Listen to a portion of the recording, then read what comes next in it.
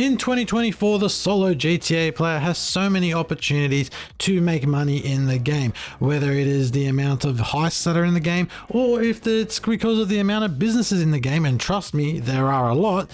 I'm here today to sort of narrow this down to the top 5 businesses I use to make the most money on GTA Online without the need for using shark cards. But what's going on, guys? It is Catch back with another video on the channel. I'm just doing this GTA thing, so I really hope you enjoy this video. And yeah, let's get straight into it. So the businesses in GTA are so many and there's so many different ways to make money, but no one wants to use the downtown Cabco company. It doesn't make any sense at all and it's quite boring to do. So here I've decided to narrow it down to 5 of the, in my opinion, that are the best businesses, starting with, of course, the auto shop. Now there are multiple different ways to make money with the auto shop, and on your screen now is one such way where customers will drop off their cars and request certain additions are made to it, including services and upgrades to be added. And then you can go into this little mini game where you sort of upgrade these cars with the specifics on what they need to have on these cars. So as you can see here, I'm putting the requested upgrades that the customer has wanted on it. And then what you can do is you can either take it yourself to the customer and get a full payout and hopefully not crash into anything on the way, as that does affect payout throughout. Or what you can also do is just give it to one of your staff and, you know, it saves you a lot more time. However, the small caveat that you have to note with that, of course, is the fact that they may crash it. And if they do crash it, it will affect your payment. You'll probably lose about 5 to 6K. And for some reason, Rockstar have yet to fix this. There was meant to be a update which sort of patched that, but from what I can see, they still haven't bothered with that as of yet.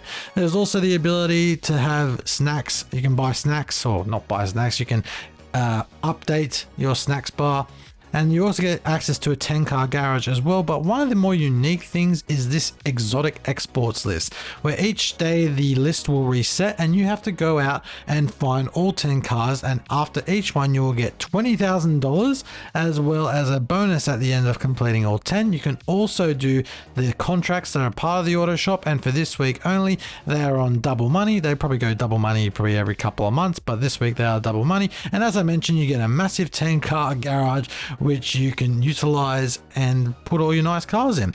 The second most affordable or profitable business, in my opinion, is the bunker. Now the bunker has been around for quite some time, and in my opinion is one of the most useful businesses to run in GTA Online, partly because there's so much you can do with it, but partly because you can make so much money with it. And there's a couple of ways. So you would have seen my character run past an excess weapon loader there, which you can transport to a location for $50,000. Or the main function of this business is to sell all the excess weapon parts that you can do from this screen here. So as you can see, it is probably useful to have the equipment and the staff upgrades, as this will get you the most money possible. You don't necessarily need to have the security update, it's just there if you need it. But always sell to Los Santos, as this will give you the most money. The only drawback with the bunker, in my opinion, is there are some really stupid sell missions as well. My favorite one is where you take the armored vehicle to a location and drop it off. However, there is one with a monster truck where you have to drop it off at certain locations, normally along hills, which is pretty stupid. And the dune buggy as well, where you have to drop it off at multiple locations while being chased by varying enemies along the way. In particular, this one that you're seeing on your screen right now was a bit of a problem one, as I had to take it quite a far distance and was being chased. But you're in an armored vehicle, so they can't really touch you the whole time, which is great. And as I said earlier, always sell it to Los Santos or wherever your bunker is located. Mine would happen to be just on the outskirts of Los Santos, so I was able to sell it to Los Santos for the most money possible. You would have also noticed that my bar wasn't necessarily full, but that's because I wanted to do the sell mission straight away and just get paid. And the other thing you also should note, with when you are selling for any business, when you're selling, you can either sell it in a public session, which will get you more money depending on how many players are in the lobby, or if you're like me and you just want to sell it in a private session so you don't get griefed by those idiots on Oppressor Mark IIs, then you can just sell it in a private session and no one will bother you, and you can get it done with varying degrees of fuss, I should say. Sometimes it's pretty easy, sometimes it can be a little bit tedious, but for the most part, if you sell it in a private session, it is pretty easy, and that's why I like the bunker. The bunker is just one of those businesses where you can just sort of sell. It just sits there And you just buy your supplies. Always buy your supplies, I should mention as well. You would have seen me buy supplies. Never steal supplies because the missions take forever and it only really puts the bunker amount up a little bit as well. So never steal supplies, always buy supplies. Coming in at number 3 is the Acid Lab, and the Acid Lab is one of the more recent additions to the GTA Online world. It's not relatively new, but it's been in there for maybe about a year or so now. And the Acid Lab is actually one of the few interesting solo businesses as well, because as you can see here, my product bar is full and the value is astronomically high, but I still have some supplies left over, so that's probably my bad for not getting rid of those a lot sooner. But the Acid Lab's quite unique insofar as it is a mobile Acid Lab. So the only way you can actually sell your acid supplies is by getting the mobile unit out on the road and then doing a sell mission. But one of the more interesting things about the Acid Lab is you can also boost Acid Lab production as well. Something that is not actually part of any of the other businesses as far to my knowledge that you can do.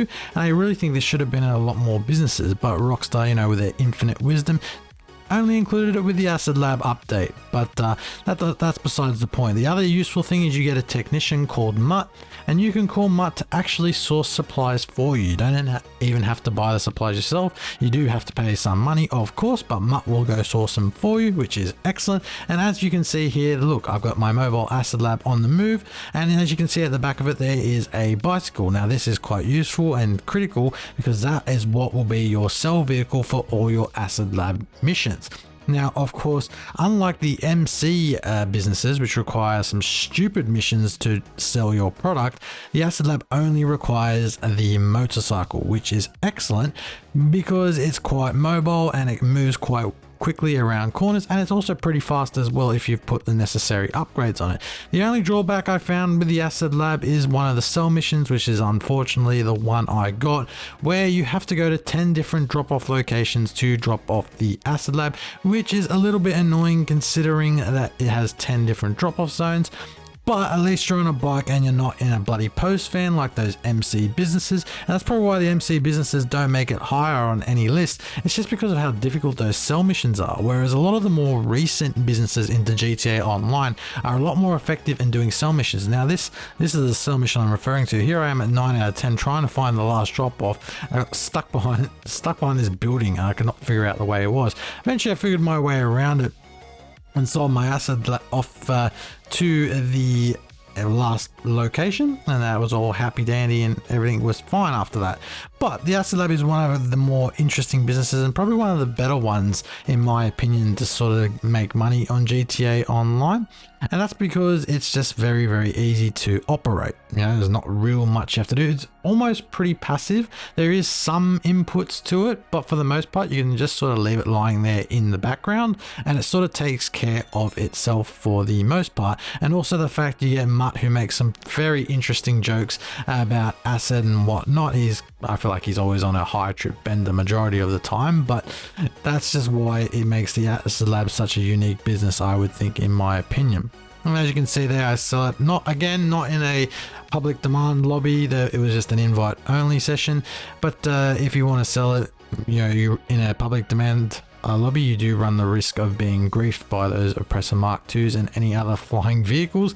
But the next one on my list that I think is a really good business is, of course, the agency. Now, the agency came out a few years ago in the Dr. Dre update, and the main mission behind it is, of course, the Dr. Dre contract, which is a VIP contract. It does take some time to do, so not really the most effective, but you do get your own safe in this agency, which unfortunately mine wasn't full with 250,000, but 95,000 is actually quite a good thing for just leaving the business to run itself for a few in-game days. And what you'll see here is, in addition to the Dr. Dre contract and some side trips with Franklin and Lamar from the story, you get access to security contracts as well. Now, from what I understand, these security contracts are a little bit tedious, but you want to do the ones that are Specialist Plus. Now, unfortunately for me, I didn't have any of them, and I did the one that took forever, which was Recover Valuables, which took me to an MC clubhouse. I died a few times, so I cut that all out, so I didn't really have to bore you with all that info, but eventually got took out all the bikers and delivered the valuables back to the agency, where Franklin was lovely waiting to accept the package off me. But yeah, these security contracts, I did a lot of them back in the day when the agency first came out. I think if you do, I think it's maybe 50 or 100, I can't remember off the top of my head, but you get like a special award in the agency office, along with all the other awards you get for doing the VIP contract, in addition to the Franklin and Lamar short trips, I believe it is as well. But that isn't even the main way to make money with the agency. Probably the best two ways to do it. And there's actually another part of the agency, before I get into that, of course, there's another part of the agency which is really good. You can obviously get snacks here.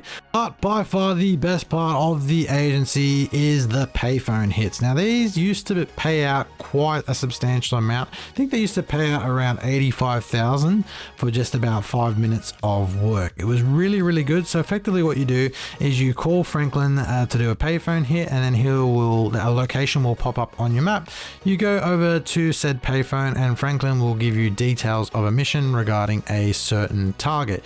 Your job is to then take out said target with a method of his choosing, and by doing this method of Franklin's choosing, you will also get access to the assassination bonus, which will give you extra additional money as well. And the one I happened to get in this one was to get rid of the pop star by taking out his car using a massive cab truck, or a semi-trailer for those in Australia.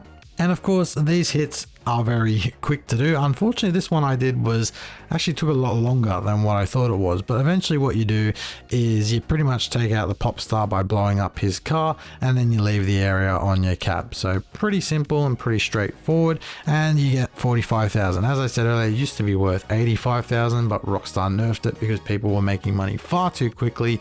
I believe back in the day, they used to have the ability where you could do the assassination bonus like every half an hour and get 85,000, and then just, you know, wait and just do it again in another half an hour and get another 85,000. And then Rockstar nerfed it by making the cooldown for like an hour, so it would take forever. And then they nerfed it again by changing the cooldown to like 15 minutes, but making the payout only 45,000, which kind of sucked. But you know, people were just destroying that and, you know, exploiting that way too much. However, by far the best business in the game to make money is, of course, the nightclub. Now, while the nightclub is the best business to make money, as it's the most passive business on the game, it does unfortunately cost the most to set up. So my advice to any new players on the game would be to make some money with the other businesses I have mentioned. Of course, there are ways to get money if you're a brand new player and don't have it already. I believe there's some bonuses if you buy a certain package in the store, but we're not about that life here on this channel. The best way to probably do it is there are some treasure hunts, which if you complete them, I think pay out 250,000. So that's a good starting way to do it. Also, the time trials as well are pretty good. They pay out about 50,000 depending on when it is, but the nightclub in itself is very useful because there are a couple different ways to make it. As you would have seen, there is a popularity bar in the bottom right corner. The idea is to keep this popularity bar as high as possible as you get the most money, and that will go into your safe. Now, obviously, there are little in-game events in the nightclub, such as throwing out a troublemaker or taking a VIP to a rehab center. I had the troublemaker one at this point, so I threw him out and got my popularity meter to fill up, as well as an additional $10,000, which is really, really handy. That's a very good quality of life choice. But one of the other things of the nightclub that's really, really good is the warehouse functionality of the nightclub. Now, to be perfectly honest, to get this functionality working, you would need to buy every single level of warehouse capability for your nightclub, and you would also need the technicians. Now, as you can see here, I've got differing goods to sell. I've only got 64 out of 360, so I haven't obviously been on the game in a while, but as you can see here, I've got all the available technicians. Now, when you do buy a nightclub, you do get the first technician with the business, but as you can see, all the other technicians I've got here are all assigned to varying businesses I have. Unfortunately, those businesses that they are assigned to are all MC businesses, so if you want the nightclub to work well, you'll not only need to have those MC businesses, but also have the varying equipment and security security and staff upgrades, I should say, as well. A little bit annoying, but that's why the nightclub is one of the best businesses, because the more money you invest in it, the more it makes back, and the more you want to sell from your nightclub, the bigger the sell vehicle will be. Because I only had 64 units to sell, I got the smallest vehicle to utilize for this sell mission, and this sell mission was actually quite easy. I just had to find a certain car at a certain location to drop off the goods. But if you've got more crates, if you've got a middle amount, say about 150 to around 200, you'll get the medium sized vehicle. And if you're trying to sell all 360 crates at once, that'll generate the biggest vehicle on the game, a massive semi-trailer truck, which you will then be able to take and sell your goods. Of course, the best way to make money in nightclub is to sell on a public demand, but if you're afraid of being griefed by other players on the game, which is a likely occurrence, then you can always just do what I do and sell it in a private only session, and you won't have to bother with any of those people ruining your day or ruining your sell missions, which is quite handy. And the other interesting thing about a nightclub, which I've already mentioned, is of course it is purely passive. Once you get those technicians in place and bought all the relevant upgrades, you can just let it sit in the background and it will work as a business for you. You do not have to do anything, just periodically check in so you can keep that popularity bar filled to the top, as that's always the best way to do it. But that is not the only, the nightclub is a good way to make money, but it's not the best way to make money. The best way to make money is, of course, the Cayo Perico heist, which is a solo heist, I should say, that you can do, and it earns you $1 million an hour. But if you want more info on how that Cayo Perico heist works, there's plenty of guides out there. But if you want me to make a Cayo Perico heist, then do let me know. I will be glad to make that guide for you. But if you've enjoyed this video, guys, please don't forget to leave a like and give it a subscribe as well, as it really helps the channel grow. And I'll see you with another video very soon. And with that, I'm out.